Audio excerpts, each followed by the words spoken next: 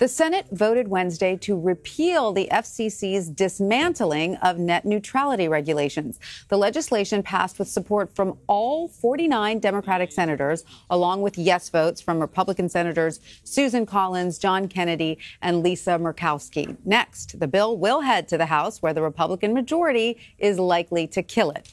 Under the original net neutrality rules, internet service providers were banned from giving faster internet access and preferred services to companies that paid extra fees. The FCC voted in December to undo those rules. Senate Democratic leader Chuck Schumer urged House Republicans to follow the Senate's lead.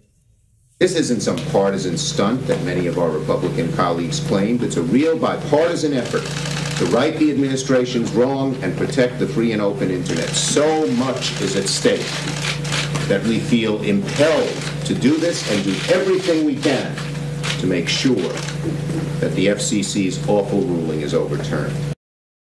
Joining me now to discuss the impact of today's vote is PC Magazine software analyst and privacy expert Max Eddy.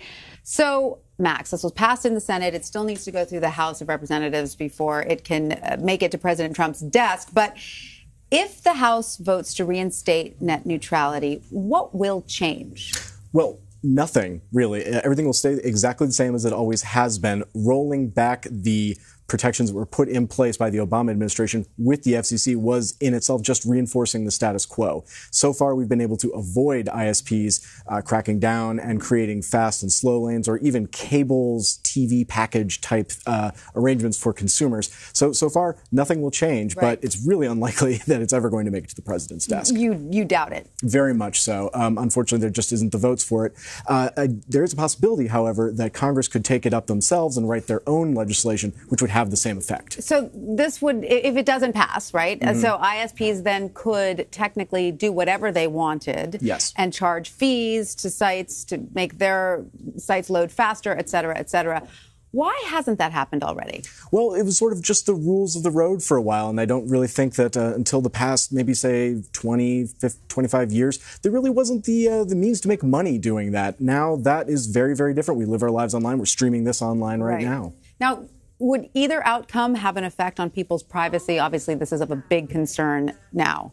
Yeah, I think the biggest concern for privacy would be that people might be forced to pay for specific services, which gives companies and your ISPs a lot of information about what you're doing online. Anytime that we're forced to give up that kind of information, we're exposing ourselves. Right. So what are the sort of the theoretical arguments both for and against net neutrality? Sure. So the arguments that are being put forward by the current FCC is that this could be an opportunity for new innovation, perhaps to create even faster connections for high volume activities like, say, medical devices or self-driving cars. But the argument against that has been that that bandwidth is already there. Right. And we already need to be expanding that bandwidth, especially in this country. So if we were to get rid of net neutrality, which again is what we have right now, we as consumers could end up paying more. We would have our privacy chipped away at by the ISPs. And it could also push back against any sort of new innovation in the industry. For example, how could a company compete with Facebook or Twitter if they have to pay for a fast lane? They're not going to be able to get into those past those established companies. So is there any, let's say Congress doesn't pass any legislation, is there any recourse that states have? Or because the internet is everywhere, you can't sort of look at it on a state-by-state basis? Well, it's funny you should say that because actually some states are trying to look at it on a state-by-state basis. There are a couple of laws or regulations being passed in some states that would require ISPs to conform to net neutrality rules if they wanted to win government contracts in those states. But I don't think it's too likely that we see that on a grand scale, right. Unfortunately. And how is the internet regulated outside of the U.S.?